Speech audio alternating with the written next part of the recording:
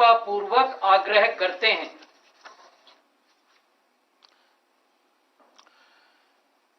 मेरे प्यारे देशवासियों, नमस्कार। आज के दिन का पूरे देश को बेसब्री से इंतजार रहा है। कितने महीनों से देश के हर घर में बच्चे, बूढ़े, जवान सभी की जुबान पर यही सवाल था कि कोरोना की वैक्सीन कब आएगी।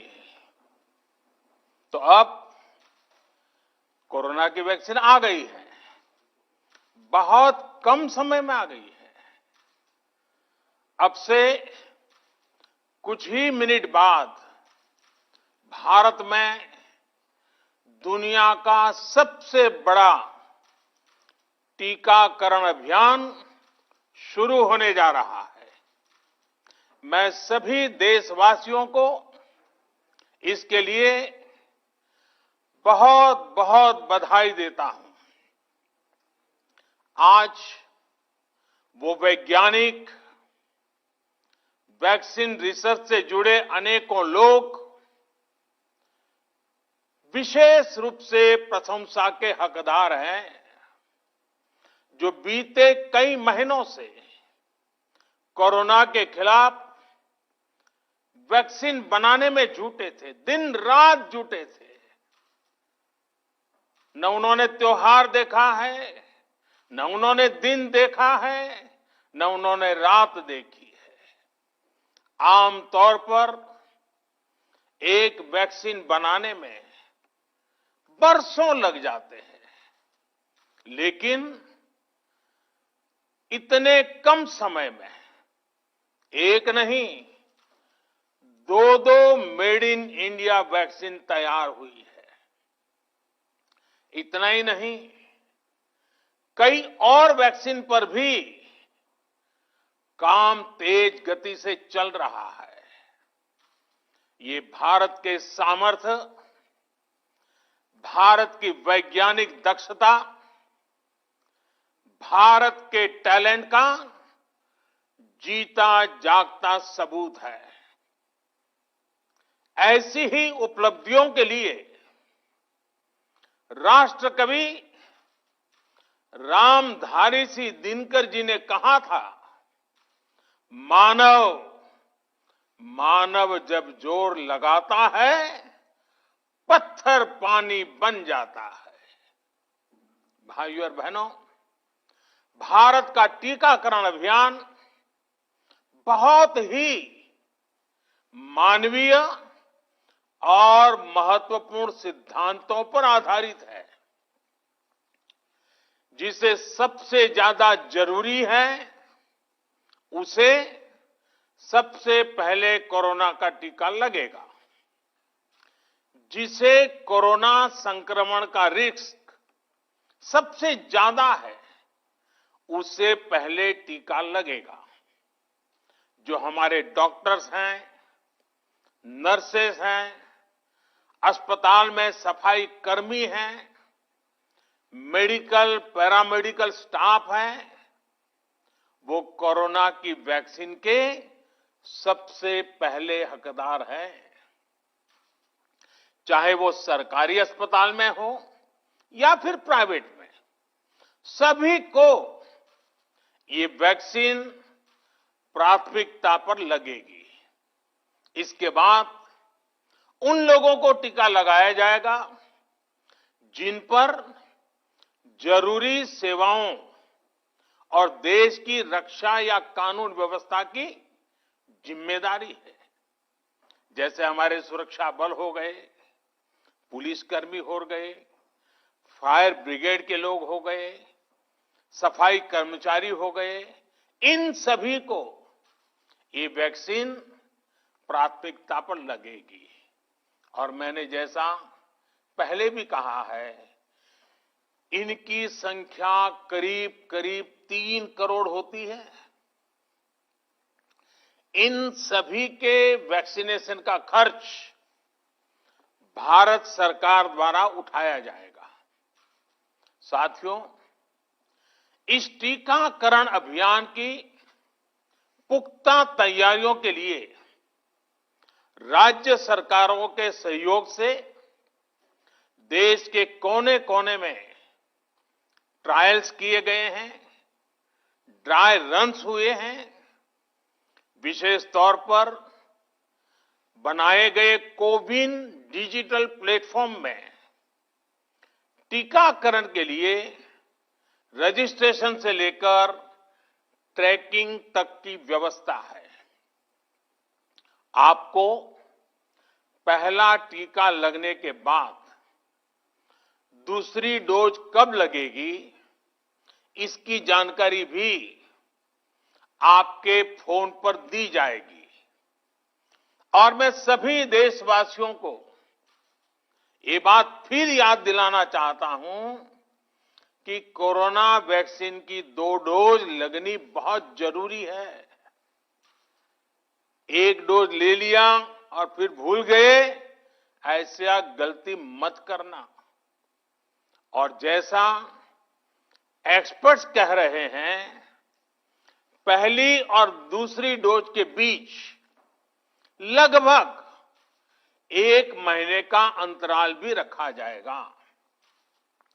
आपको ये भी याद रखना है कि दूसरी डोज लगाने के 2 हफ्ते बाद ही आपके शरीर में कोरोना के विरुद्ध जरूरी शक्ति विकसित हो पाएगी। इसलिए टीका लगते ही आप असावधानी बरतने लगें, मास्क निकालकर रख दें, 2 गज की दूरी भूल जाएं, ये सब मत करिएगा। मैं प्रार्थना करता हूं, मत करिएगा। और मैं आपको एक और चीज बहुत आग्रह से कहना चाहता हूं। जिस तरह धैर्य के साथ आपने कोरोना का मुकाबला किया, वैसे ही धैर्य अब वैक्सीनेशन के समय भी दिखाना है। साथियों, इतिहास में इस प्रकार का और इतने बड़े स्तर का टीकाकरण अभियान पहले कभी नहीं चलाया गया है। ये अभियान कितना बड़ा है, इसका अंदाज आप सिर्फ पहले चरण से ही लगा सकते हैं। दुनिया के 100 से भी ज्यादा ऐसे देश हैं जिनकी संख्या 3 करोड़ से कम है, और भारत वैक्सीनेशन के अपने पहले चरण में ही 3 करोड़ लोगों का टीकाकरण कर रहा है। दूसरे चरण में हमें इसको 30 करोड़ की संख्या तक ले जाना है। जो बुजुर्ग हैं, जो गंभीर बीमारी से ग्रस्त हैं, उन्हें वो अगले वाले चरण में टीका लगेगा। आप कल्पना कर सकते हैं, 30 करोड़ की आबादी से ऊपर के दुनिया के सिर्फ 3 ही देश हैं, खुद भारत, चीन और अमेरिका। और कोई भी देश ऐसा नहीं है जिनकी आबादी इनसे ज्यादा हो।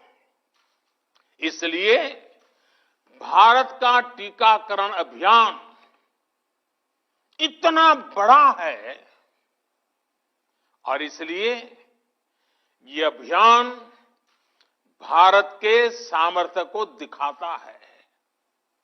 और मैं देशवासियों को एक और बात कहना चाहता हूं। हमारे वैज्ञानिक, हमारे एक्सपर्ट्स जब दोनों मेड इन इंडिया वैक्सीन की सुरक्षा और प्रभाव को लेकर आश्वस्त हुए, तभी उन्होंने इसके इमरजेंसी उपयोग की अनुमति दी है। इसलिए देशवासियों को किसी भी तरह के प्रोपेगेंडा, अफवाहें दुष्प्रचार से बचकर रहना है। साथियों, भारत के वैक्सीन वैज्ञानिक, हमारा मेडिकल सिस्टम भारत की प्रक्रिया की पूरे विश्व में बहुत विश्वसनीयता है और पहले से है। हमने ये विश्वास अपने ट्रैक रिकॉर्ड से हासिल किया है। मेरे प्यारे देशवासियों, हर हिंदुस्तानी इस बात का गर्व करेगा कि दुनिया भर के करीब 60% बच्चों को जो जीवन रक्षक टीके लगते हैं वो भारत में ही बनते हैं। भारत की सख्त वैज्ञानिक प्रक्रियाओं से ही होकर के गुजरते हैं। भारत के वैज्ञानिकों को और वैक्सीन से जुड़ी हमारी विशेषज्ञता पर दुनिया का ये विश्वास made in India corona vaccine में और मजबूत होने वाला है। इसकी कुछ और खास बातें हैं जो आज मैं देशवासियों को जरूर बताना चाहता हूं। ये भारतीय वैक्सीन विदेशी वैक्सीनों की तुलना में बहुत सस्ती है और इनका उपयोग भी उतना ही आसान है। विदेश में तो कुछ वैक्सीन ऐसी हैं जिसकी एक डोज 5,000 रुपया तक में है और जिसे -70 डिग्री तापमान में फ्रीज में रखना होता है। -70 डिग्री। वहीं भारत की वैक्सीन ऐसी तकनीक पर बनाई गई हैं जो भारत में बरसों से ट्राइड और टेस्टेड है। ये वैक्सीन स्टोरेज से लेकर ट्रांसपोर्टेशन तक भारतीय स्थितियों और परिस्थितियों के अनुकूल है। यही वैक्सीन अब भारत को कोरोना के खिलाफ लड़ाई में निर्णायक जीत दिलाएगी। साथियों, कोरोना से हमारी लड़ाई आत्मविश्वास और आत्मनिर्भरता की रही है। इस मुश्किल लड़ाई से लड़ने के लिए हम अपने आत्मविश्वास को कमजोर नहीं पड़ने देंगे। ये प्रण हर भारतीय में दिखाई दिया है। संकट कितना ही बड़ा क्यों न हो, देशवासियों ने कभी आत्मविश्वास खोया नहीं। जब भारत में कोरोना पहुंचा तब देश में कोरोना टेस्टिंग की एक ही लैब थी। हमने अपने सामर्थ्य पर विश्वास रखा और आज 2300 से ज्यादा लैब्स का नेटवर्क हमारे पास है।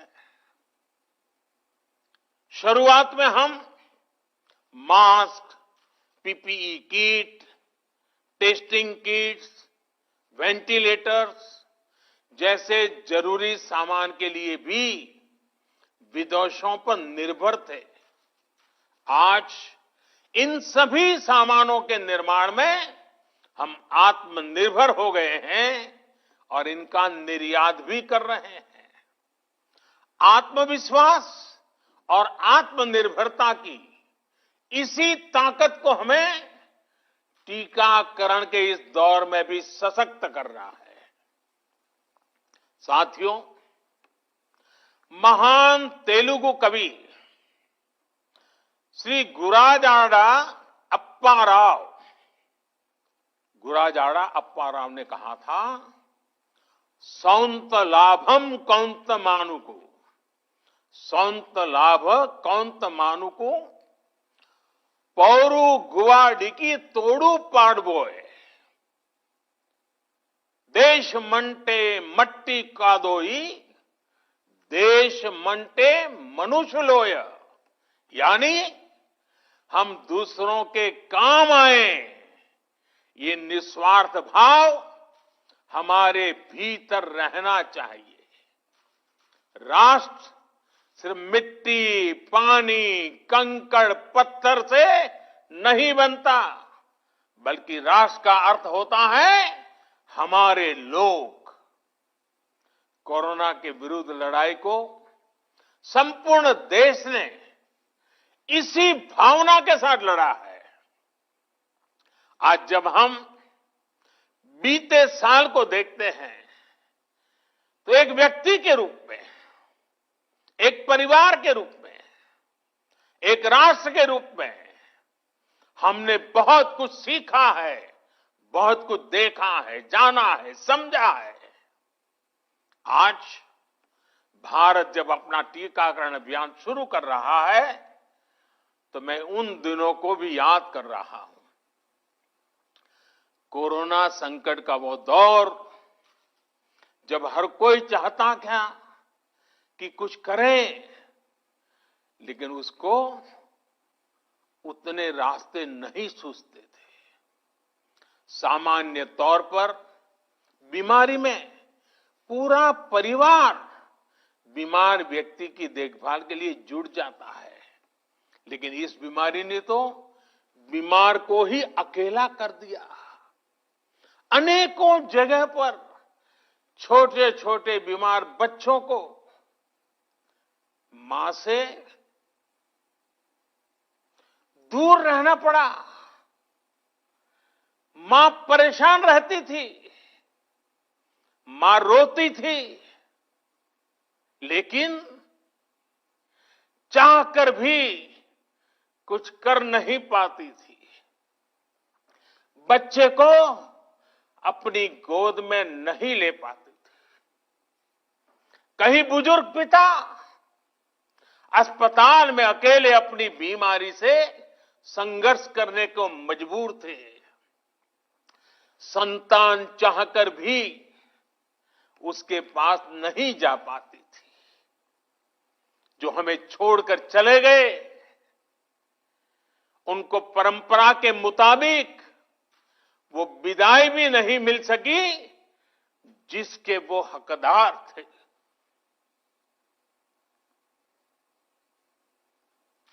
जितना हम उस समय के बारे में सोचते हैं, मन सिहर जाता है, उदास हो जाता है। लेकिन साथियों, संकट के उसी समय में, निराशा के उसी वातावरण में कोई आशा का भी संचार कर रहा था। हमें बचाने के लिए अपने प्राणों को संकट में डाल रहा था। हमारे doctor, nurse, paramedical staff, ambulance driver, ASHA worker, सफाई कर्मचारी, पुलिस के साथी और दूसरे फ्रंटलाइन वर्कर्स, उन्होंने मानवता के प्रति अपने दायित्व को प्राथमिकता दी।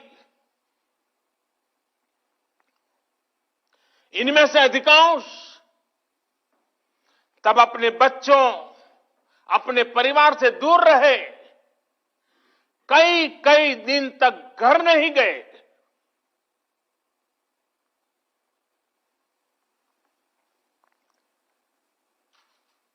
सैकड़ों साथी ऐसे भी हैं जो कभी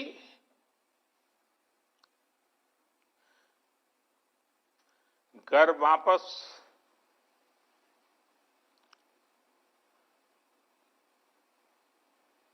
लौट ही नहीं आ पाए। उन्होंने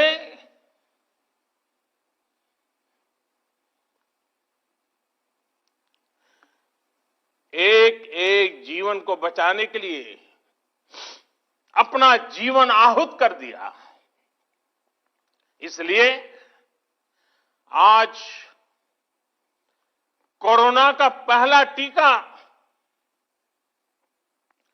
स्वास्थ्य सेवा से जुड़े लोगों को लगाकर एक तरह से समाज अपना ऋण चुका रहा है। ये टीका उन सभी साथियों के प्रति कृतज्ञ राष्ट्र की आदरांजलि भी है। भाइयों और बहनों, मानव इतिहास में अनेक विपदाएं आई, महामारियां आई, भीषण युद्ध हुए, लेकिन कोरोना जैसी चुनौती की किसी ने कल्पना नहीं की थी। ये एक ऐसी महामारी थी जिसका अनुभव ना तो साइंस को था, ना ही सोसाइटी को था।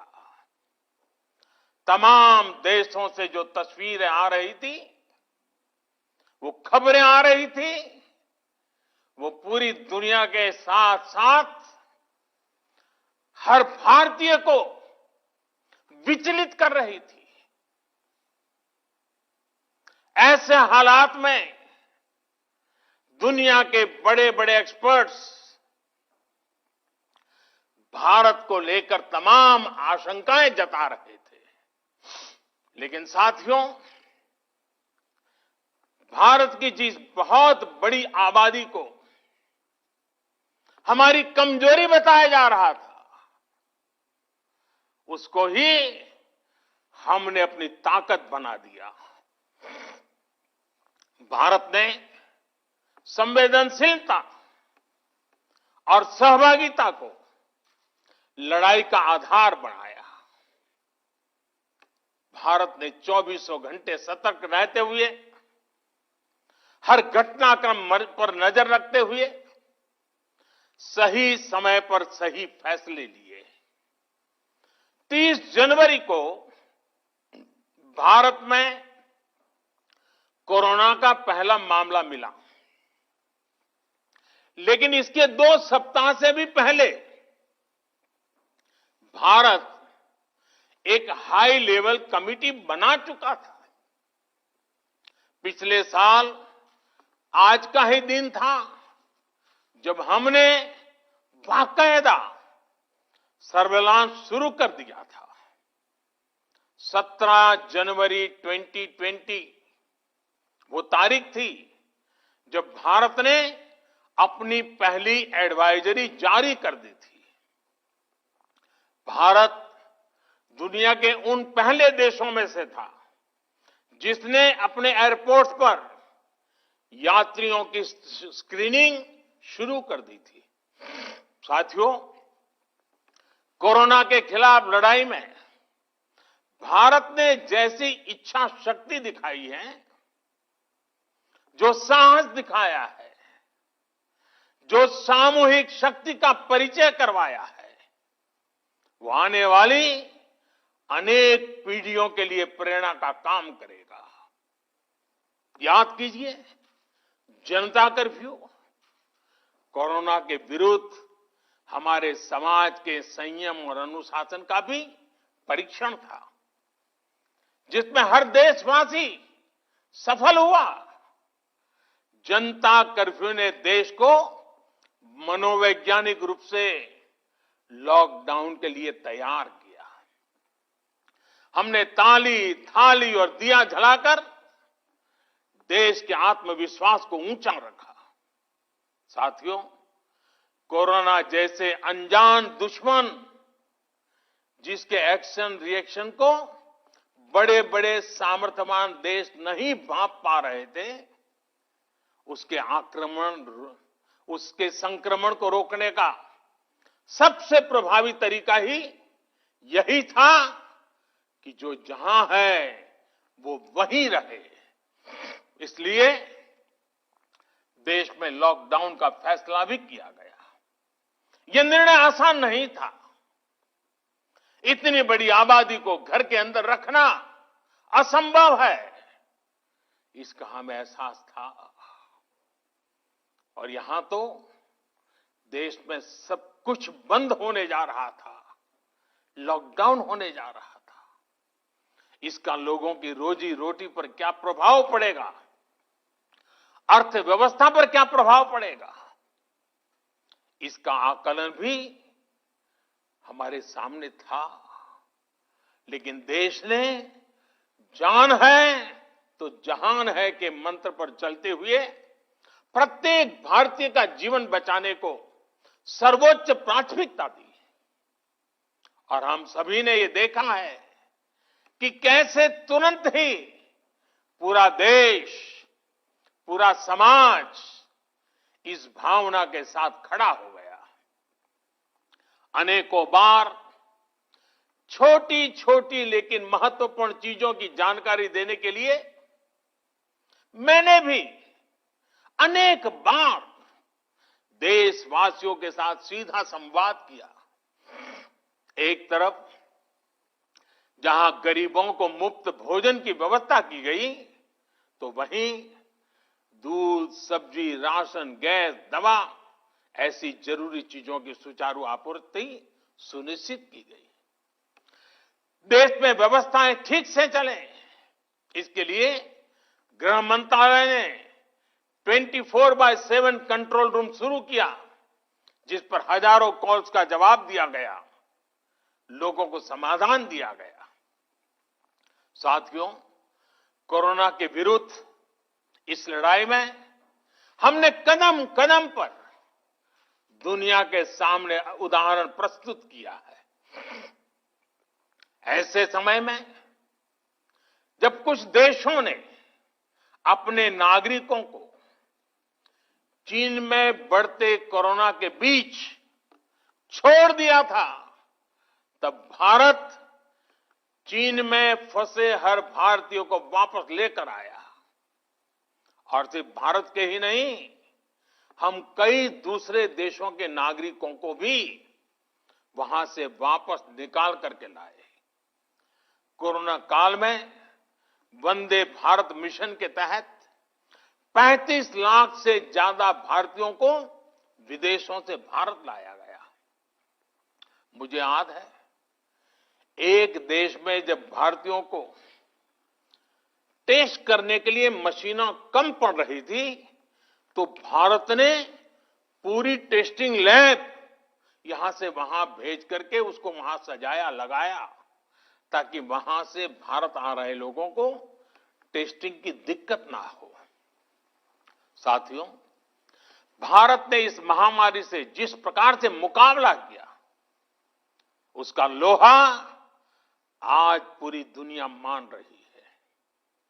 केंद्र और राज्य सरकारें, स्थानीय निकाय, हर सरकारी संस्थान, सामाजिक संस्थाएं कैसे एकजुट होकर बेहतर काम कर सकते हैं, ये उदाहरण भी भारत ने दुनिया के सामने रखा। इसरो, डीआरडीओ, फौज से लेकर किसानों और श्रमिकों तक सभी एक संकल्प के साथ कैसे काम कर सकते हैं, ये भारत ने दिखाया है। 2 गज की दूरी और मास्क है जरूरी, उस पर फोकस करने वालों में भी भारत अग्रणी देशों में रहा। भाइयों और बहनों, आज इन्हीं सब प्रयासों का परिणाम है कि भारत में कोरोना से होने वाली मृत्यु की दर कम है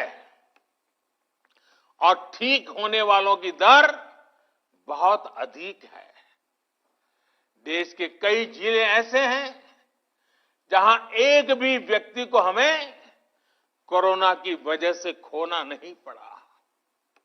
इन जिलों में हर व्यक्ति कोरोना से ठीक होने के बाद अपने घर पहुंचा है। बहुत से जिले ऐसे भी हैं जहां बीते 2 सप्ताह से कोरोना संक्रमण का एक भी केस नहीं आया है। जहां तक कि लॉकडाउन के से प्रभावित अर्थव्यवस्था की रिकवरी में भी भारत दुनिया में आगे निकल रहा है। भारत उन गिने चुने देशों में है जिसने मुश्किल के बावजूद दुनिया के 150 से ज्यादा देशों में जरूरी दवाएं और जरूरी मेडिकल सहायता पहुंचाई। पैरासीटामोल हो, हाइड्रोक्सी क्लोरोक्विन हो, टेस्टिंग से जुड़ा सामान हो, भारत ने दूसरे देश के लोगों को भी बचाने की हर संभव कोशिश की। आज जब हम अपनी वैक्सीन बना ली है, तब भी भारत की तरफ दुनिया आशा और उम्मीद की नजरों से देख रही है। हमारा टीकाकरण अभियान जैसे जैसे आगे बढ़ेगा, दुनिया के अनेक देशों को हमारे अनुभव का लाभ मिलेगा। भारत की वैक्सीन, हमारी उत्पादन क्षमता पूरी मानवता के हित में काम आए, ये हमारी प्रतिबद्धता है। भाइयों और बहनों, ये टीकाकरण अभियान अभी लंबा चलेगा। हमें जन जन के जीवन को बचाने में योगदान देने का मौका मिला है और इसलिए इस अभियान से जुड़ी प्रक्रिया को, उस प्रक्रिया का हिस्सा बनने के लिए भी देश में वॉलेंटियर आगे आ रहे हैं। मैं उनका स्वागत करता हूं और भी अधिक वॉलेंटियर्स को मैं अपना समय इस सेवा कार्य में जोड़ने के लिए जरूर आग्रह करूंगा। हां, जैसा मैंने पहले कहा, मास्क, 2 गज की दूरी और साफ सफाई ये टीके के दौरान भी और बाद में भी जरूरी रहेंगे। टीका लग गया तो उसका अर्थ ये नहीं कि आप कोरोना से बचाव के दूसरे तरीके छोड़ दें। अब हमें नया प्रण लेना है। दवाई भी, कड़ाई भी। दवाई भी, कड़ाई भी। आप सभी स्वस्थ रहें, इसी कामना के साथ इस टीकाकरण अभियान के लिए पूरे देश को बहुत बहुत शुभकामनाएं देता हूं। देश के वैज्ञानिकों का, रिसर्चर्स का, लैब में जुड़े हुए सब लोगों का, जिन्होंने पूरे साल एक ऋषि की तरह अपने लैब में जीवन खपा दिया और ये वैक्सीन देश और मानवता को दी है। मैं उनको भी विशेष रूप से अभिनंदन करता हूं, उनका आभार व्यक्त करता हूं। मेरी आप सबको बहुत बहुत शुभकामनाएं हैं। आप जल्द इसका लाभ उठाएं, आप भी स्वस्थ रहें, आपका परिवार भी स्वस्थ रहे, पूरी मानव जात इस संकट की घड़ी से बाहर निकले और स्वस्थता हम सबको प्राप्त हो। इसी एक कामना के साथ आप सबका बहुत बहुत धन्यवाद। परम आदरणीय प्रधानमंत्री जी से अनुरोध है कि रिमोट बटन दबाकर विश्व के सबसे बड़े वैक्सीनेशन कार्यक्रम का औपचारिक प्रारंभ करने की कृपा करें।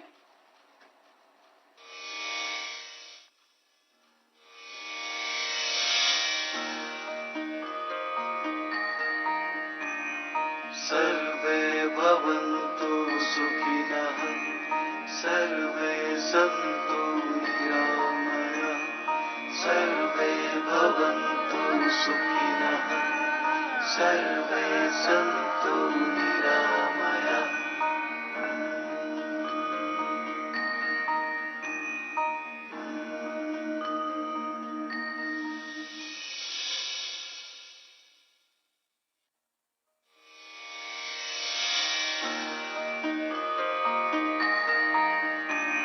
सर्वे भवन्तु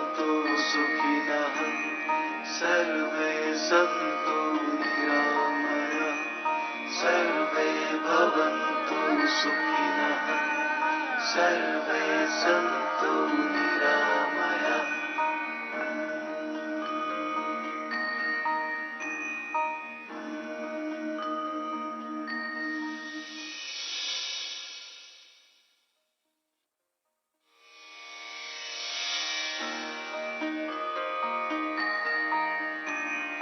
सर्वे भवन्तु सुखिनः सर्वे सन्तु निरामयाः सर्वे भवन्तु सुखिनः सर्वे सन्तु निरामयाः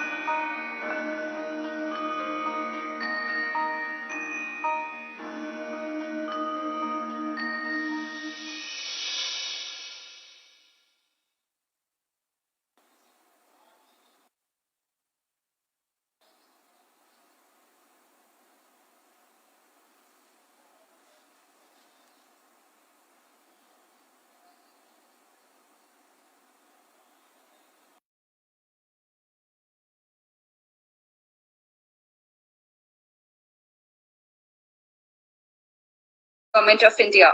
Welcome, sir. It's an absolute honor and matter of great pride for us to welcome our esteemed panelists to joining us from different corners of the world in this celebration. A hearty welcome to you all. Since